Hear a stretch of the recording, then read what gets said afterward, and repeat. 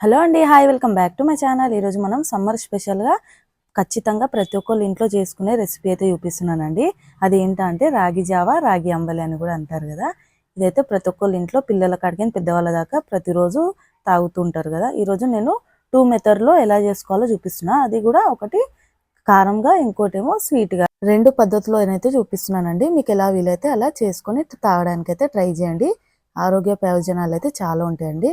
Okay, రాగి అంబలి ఎలా చేసుకోవాలో చూసేద్దాం. ముందుగా ఇలా ఒక బౌల్లోకి రాగి పిండి అయితే తీసుకున్నానండి. నేను మామూలుగా పట్టింది ఉంటుంది కదా, ఆ రాగి పిండి అయితే వాడుతున్నా. మీకు కావాలంటే రాగులు కూడా పట్టించుకొని చేసుకుంటే చాలా బాగుంటుందండి, ఇంకా టేస్ట్ అనేది. ఇక్కడైతే రాగి పిండి ఒక కప్పు తీసుకున్నా. దాంట్లోకి ఒక 2 కప్పుల దాకా వాటర్ వేసుకొని ఉండలు లేకుండా మొత్తం కలుపుకోవాలి. ఇలా ముందుగా ఇలా కలుపుకొని తర్వాత వాటర్ వేసుకోవాలి. ఇలా కలుపుకున్నాక నెక్స్ట్ ఇంకొక 5 గ్లాస్ అంటే ఒక 7-8 గ్లాసుల దాకా నేను వాటర్ అయితే వేస్తున్నానండి. నేను ఇక్కడ ఒక కప్పు రాగి పిండికి ఒక 7 కప్పుల దాకా వాటర్ అయితే వేస్తున్నానండి. ఇలా వాటర్ వేసేసుకొని ఒకసారి మొత్తం కలుపుకోవాలండి. కలుపుకున్నాక లో ఫ్లేమ్లో గ్యాస్ మీద పెట్టేద్దాం. హై ఫ్లేమ్లో అస్సలు పెట్టుకోదండి, లో ఫ్లేమ్లోనే కలుపుతూ ఉండాలి. చాలామంది ఏం చేస్తారంటే కొద్దిగా మసిలిందంటే రెడీ అయిపోయింది అనుకుంటారు, కానీ అలా కాదండి. మంచిగా కొద్దిగా టైం తీసుకొని లో ఫ్లేమ్లో కలుపుతూ ఉంటే చిక్కగా అవుతుంది. ఇక్కడ చూస్తున్నారు కదా, ఇలా అక్కడక్కడ కలుపుతూ ఉండాలి, లేకపోతే కింద అడుగు అనేది మాడిపోతుంది. ఈ రాగి పిండి అనేది చాలామంది ముద్దలేక కూడా గట్టిగా చేసుకొని అప్పుడు మజ్జిగలో కలుపుకుంటారండి. నేనైతే ఇక్కడ అలా ఏం చేస్తలేను, కొద్దిగా చిక్కగానే దించేస్తా. చూడండి, ఇక్కడ ఇలా మసులుతున్నప్పుడు అయితే మనకి రెడీ అయినట్టు.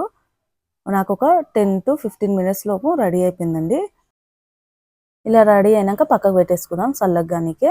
ముందుగా మనకు చల్లగాక ముందే ఒక బౌల్లోకి ఇలా ఒక 3-4 గరిటెలు అయితే వేసుకోవాలి. ఇదైతే స్వీట్ చేయడానికి వేడిగా ఉన్నప్పుడే వేసుకోవాలి. నేను అందులోనే ఉప్పు అందుకనే వేయలేను, 2 మెథడ్లో చూపిస్తున్నా కదా, అందుకనే సాల్ట్ అనేది వేయలేనండి. ఇలా ఒక బౌల్లోకి తీసుకున్నాక ఒక 2 స్పూన్ దాకా బెల్లం అనేది వేసుకోవాలి. వేడి మీదనే బెల్లం వేసుకుంటే కరిగిపోతుంది. ఇలా బెల్లం వేసినాక ఇది చల్లగా అయ్యే వరకు పక్కకు పెట్టేసుకోవాలి. నెక్స్ట్ ఇవి 2 చల్లగా అయినాక చూద్దాం. ఇక్కడ చూస్తున్నారు కదా, మనము బెల్లం వేసుకొని పక్కకు ఒకటి కలిపి పెట్టుకున్నాం, ఇంకోటి మనం రాగి అంబలి చేసుకోవడానికి తీసుకుంటున్నాం. ఇలా ఇంకో కుండలోకి వేసుకున్నాక మజ్జిగ వేసుకోవాలండి. నేను ఆల్రెడీ చిరికి పెట్టిన మజ్జిగ ఉంది. మజ్జిగనైతే పుల్లగా ఉండాలండి, పుల్లగా ఉంటే ఇంకా బాగుంటుంది. ఇలా మజ్జిగ వేసేసుకొని మీకు వాటర్ చూసి మజ్జిగలో కలుపుకొని వేసుకోవాలి. మరీ చిక్కగా ఉండొద్దండి, అలా అని మరీ పలసగా ఉండకుండా మీడియంలో ఉండేటట్టు చూసుకోండి. ఇక్కడ చూస్తున్నారు కదా, ఇలా ఉంటే సరిపోతుంది. ఇప్పుడు ఇందులోకి ఏమేమి వేసుకోవాలో చూద్దాం. ఒక 1/2 టేబుల్ స్పూన్ దాకా సాల్ట్, ఒక 1/2 టేబుల్ స్పూన్ దాకా సాల్ట్, సన్నగా కట్ చేసి పెట్టుకున్న పచ్చిమిర్చి, కరివేపాకు, కొద్దిగా ఉల్లిపాయ వేసుకోవాలి. సన్నగా కట్ చేసి వేసుకోవాలండి. ఇవి వేసుకోకపోయినా బాగుంటుంది, మన ఇష్టం, వేసుకోవాలనుకుంటే వేసుకోవచ్చు. ఇలా వేసేసుకున్నాక మొత్తం కలుపుకొని పక్కకు పెట్టేసుకొని చల్లగా అయినాక తాగితే సూపర్గా ఉంటుంది. నెక్స్ట్ ఈ అంబల్లోకి పాలు వేసుకోవాలండి. కాచి చల్లార్చిన పాలు నేను ఒక 1 గ్లాస్ దాకా పాలు అయితే వేసుకున్నా. ఇది చల్లగా అయినాకనే వేసుకోవాలి.